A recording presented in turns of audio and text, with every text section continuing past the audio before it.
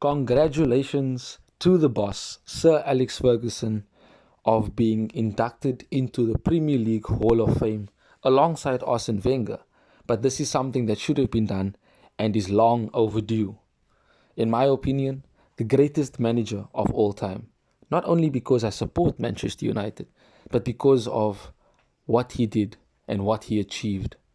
Many would say that he could have continued, considering he only retired in 2013, with a Premier League title to his name to end his illustrious career, no less. But he has been recognized, and it is good to see, and it is wonderful as a Manchester United supporter to know that Sir Alex was the man that transformed Manchester United. And yes, we had a few bad years, but with Erik ten Hag, we are slowly but surely moving into the right direction. We are still the only team to have done the treble, not just any three random trophies. And Ten Hag could potentially, in the future, we cannot tell, but the potential is there to achieve a treble. A lot of hard work, but yes, it is possible. Ten Hag said he set the highest standards and brought the winning attitude. Manchester United is Sir Alex Ferguson. One of his most important qualities is that the team is always above any individual. No man or player is bigger than the team. And Ten Hag showed that already this season by dropping Ronaldo, dropping Rashford when he was late for a team meeting, dropping Garnacho in pre-season for not being disciplined.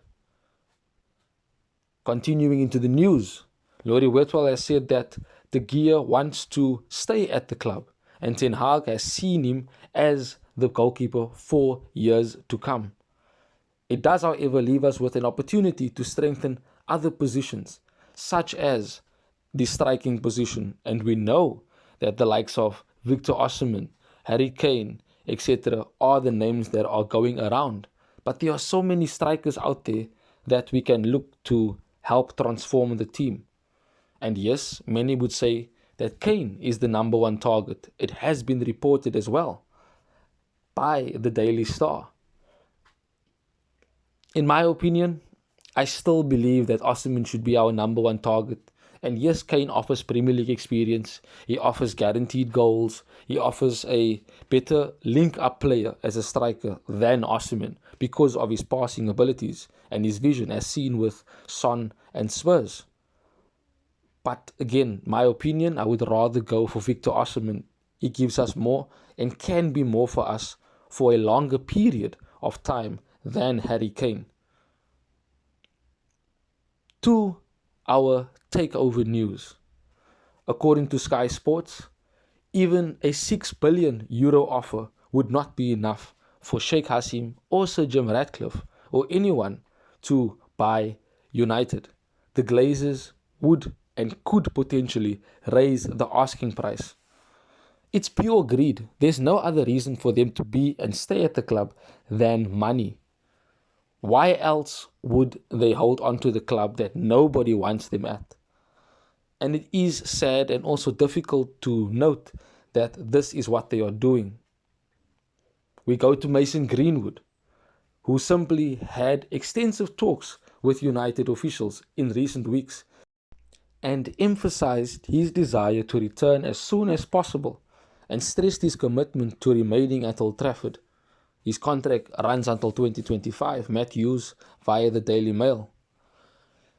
As time goes on, it seems more and more that Mason Greenwood would become and remain a United player.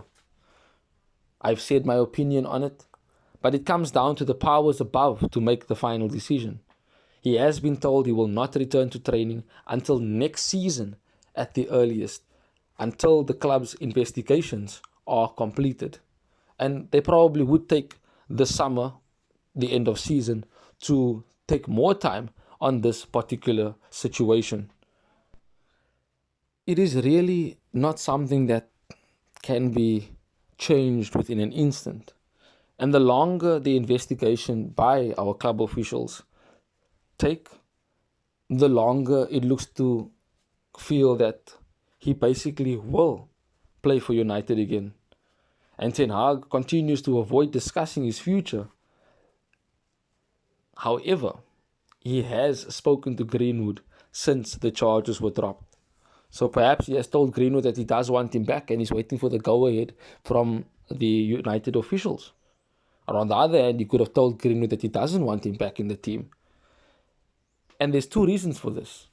The first reason, of course, is the factor that he has committed a crime, but the charges were dropped. So how do you approach such a situation? And on the other hand, the people at the club, certain players within the first team, are also not wanting him back within the team. So it is a difficult situation and will need extra care and caution.